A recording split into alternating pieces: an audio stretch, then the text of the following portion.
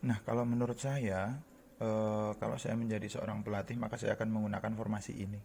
Ya, ini adalah formasi modifikasi ya, dari formasi 4-4-2, di mana di situ ada goalkeeper, kemudian ada di depannya ada 4 back yang menjaga kedalaman pertahanan, kemudian satu stopper di depan back, dan ada 3 midfielder dan juga 2 striker di depan.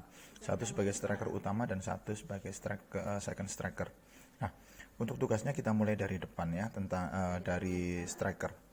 Nah, posisi 2 striker di sini ini adalah posisi saling bantu membantu. Artinya kayak gini.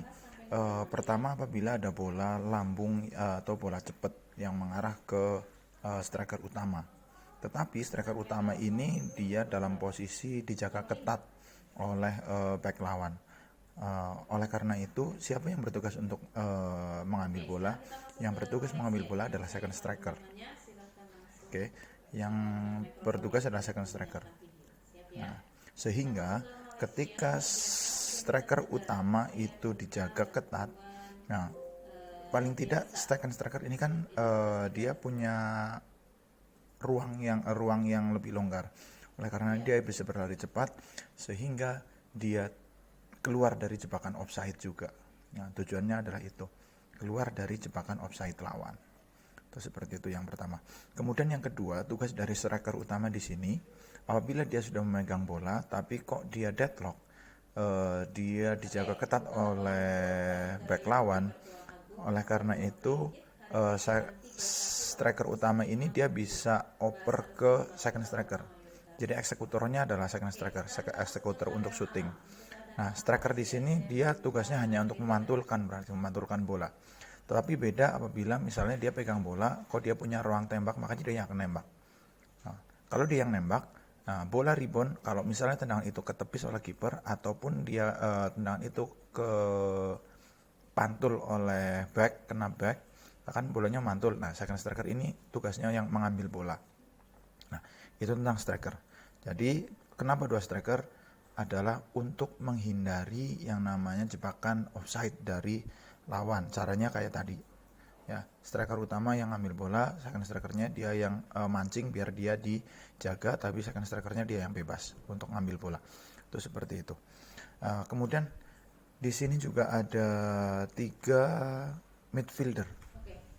Nah, tugas tugas dari midfielder ini sendiri juga cukup apa namanya cukup penting. Nah, terutama adalah wing midfieldernya. Oke, di mana wing midfielder ini biasanya tugasnya itu ditugaskan ke depan membawa bola, sampai dengan pojok lapangan. Nah, pojok lapangan, pojok apa namanya area antara garis penalti sampai dengan pojok lapangan.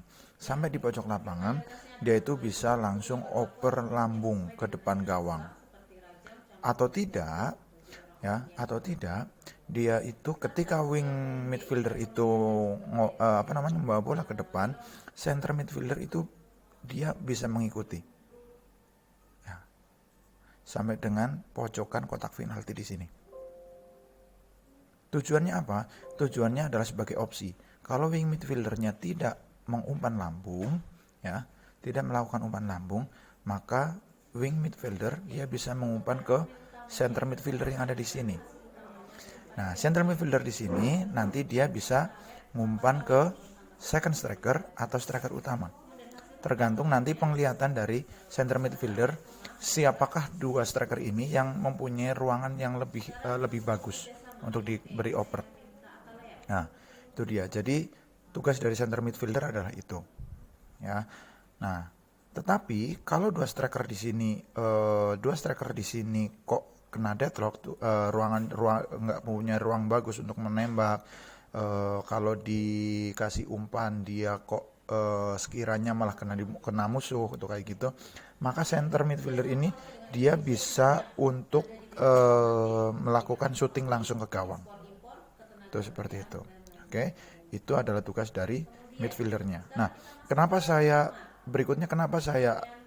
taruh di sini ada stopper atau defensive midfielder di sini. Nah, dia nanti yang bertugas untuk meringankan tugas dari masing-masing pack di sini. Jadi ketika ada musuh datang, ya, orang pertama yang bertugas untuk mengantisipasi musuh ini adalah stopper ini. Stopper ini biasanya dia itu mainnya cukup keras karena tugasnya pun juga cukup berat. Bisa tackling, sliding dan lain sebagainya. Yang penting tidak apa-apa, yang penting tidak melakukan pelanggaran berat. Itu seperti itu ya. Jadi tugas dari stopper ini atau defensive midfielder ini untuk menghadang serangan, orang pertama yang menghadang serangan sebelum serangan itu sampai ke back. Oke, itu seperti itu. Nah, entah itu serangannya di tengah, entah itu serangannya di pinggir sini atau di sini sama saja. Itu adalah tugas dari stopper. Oke. Nah, kemudian kita bicara tentang back. Kalau kita bicara tentang back memang nggak ada habisnya kalau bicara tentang back. Kenapa? Yang pertama adalah wingback ini. Ya, wingback ini. Set wingback. Tugas dari wingback itu hampir sama dengan wing midfielder, di mana wingback itu bisa membawa bola ketika dia dapat bola sampai ke depan sini, bisa. Ya, dia ofensif juga bisa. Tetapi ketika wingback ofensif ke sini, wingback jangan sampai dia juga ikut offense ke sini, tapi dia masuk ke sini, menggantikan posisi wingbacknya. Jaga-jaga apabila wingback maju, kemudian bola kena musuh terus melakukan attack, melakukan serangan balik. Biar nggak kocar-kacir, maka wing midfieldernya yang menghentikan pertama. Kalau lepas masih ada stopper. Kalau lepas masih ada center back yang menghentikan. Itu adalah wingback. Kemudian center back. Kalau center back biasanya dia ini duet dengan stopper. Nggak jauh-jauh dari stopper. Karena kalau stoppernya lepas, musuh dari stopper lepas, ya, center backnya yang kemudian menjadi tugas utama center back berikutnya. Nah, ini dia formasi dan juga tugas dari masing-masing posisi.